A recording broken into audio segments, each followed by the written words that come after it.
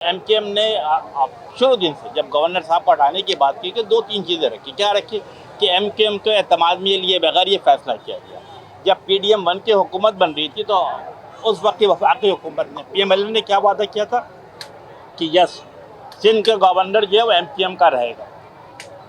MKM ने अपनी जिसे कहते हैं सीवियर जिसे कहते हैं कि नाखुशी का इज़हार किया है और वज़ीर आज़म से जब भी मुलाकात होगी अपनी ये जिसे कहते हैं कि रिजर्वेशन उनको बताई जाएगी और मेक श्योर किया जाएगा कि जो वादा MKM से किया गया था इंशाअल्लाह ताला आने वाले वक्तों में भी सिंध का गवर्नर MKM पाकिस्तान का होगा। इन तमाम लोगों की कोशिशों काविशों की बदौलत ये इस बचत बाज़ार के अंदर अच्छी बात ये है कि 30, 40 और 50% डिस्काउंट दिया जा रहा है और सिर्फ ये कि जिसे कहते हैं कि कपड़ों की भरमार है, ज्वेलरी है, चूड़ियाँ हैं और साथ साथ हमने मुख्तलिफ गुड्स भी रखे हैं। आटा भी है, चावल भी मौजूद है, शक्कर भी मौजूद है और साथ साथ गोश्त भी मौजूद है।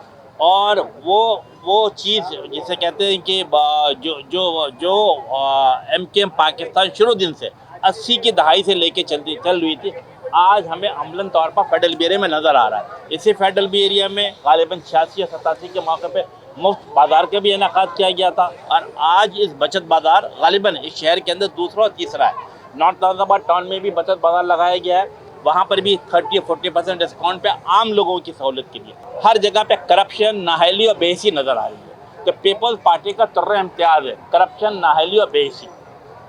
लेकिन अब कराची के अवाम, शहरी सिंध के अवाम इस चीज़ को समझते हैं और उन्हीं लोगों के साथ खड़े होंगे जो अपने अवाम के साथ खड़ी है।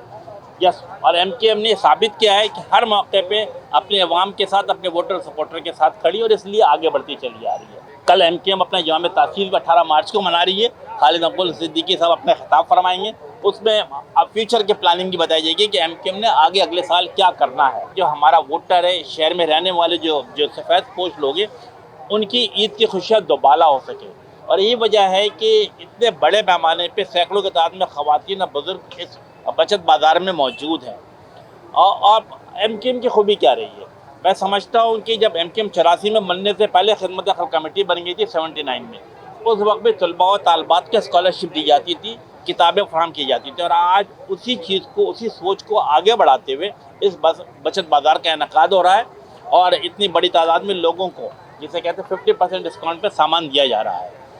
हाँ, लेकिन हम इसके साथ साथ क्या देखते हैं, जब हम ये देखते हैं कि जब इस शहर में MKM जो दरअसल इस शहर की सबसे बड़ी स्टेक होल्डर है, वो अपने अवाम की खिदमत कर सकती है, तो इस शहर में जो 18 साल से जो लोग हुक्मरानी करते चले आ रहे उनकी तरफ नज़र डालते हैं तो हमें एक तारीख जिसे कहते हैं डॉट्स नज़र आ रहा होता है। हम इस शहर में क्या देखते हैं कि तरक्की के नाम पर अवाम को लूटा जा रहा है। अब हम कुछ नहीं देखते, पिछले एक हफ्ते को देख लेते हैं। मैं समझता हूँ कि डंपर के नीचे आकर 4 से 5 नौजवान और खातून शहीद हो जाती है। उनसे सवाल पूछने वाला कौन है, इसकी जिम्मेदारी किसकी बनती है? इस सूबाई 18वीं तरमीम के बाद से क्या बंद जिम्मेदारी सूबाई हुकूमत की बनती है, लेकिन सूबाई हुकूमत कायदे कानून के तहत कहीं काम करती हुई नज़र नहीं आ रही है। हम इसी शहर में, मेरा ख्याल है इस जगह फेडरल बी एरिया में 1 किलोमीटर के फासले पर करीमाबाद अंडरपास बन रहा है। पिछले 3 साल से ये अंडरपास बनता चला आ रहा है। मुझे नहीं पता कि उसमें क्या हीरे और जवाहरात लगाए जा रहे हैं कि 3 साल से मुकम्मल नहीं हुआ। 1.6 बिलियन से बढ़कर 3 कुछ बिलियन पे चला गया। ये किसकी नाअहली है? ये सिंध हुकूमत की नाअहली नज़र आती है, ये सूबाई वज़ीर की नाअहली नज़र आती है, मेयर साहब की नाअहली नज़र आती है। इसका जवाब कौन देगा? आप गुलिस्तान जौहर में चले जाए, 2 साल से फ्लाईओवर बन रहा है, अब तक उसका कहीं सरा नज़र नहीं आता है। शहर भट्टो बड़ा नाम शुरा, मलिर एक्सप्रेस वे बनने जा रहा है। पिछले 3 साल से मेरा ख्याल है कि डेट पे डेट बढ़ती चली जा रही, लेकिन कहीं ओपनिंग सेरेमनी होती नज़र नहीं आता। हब रिवर क्या कहा गया, हब डैम के ऊपर कहा गया कि 100 MGD पानी आएगा।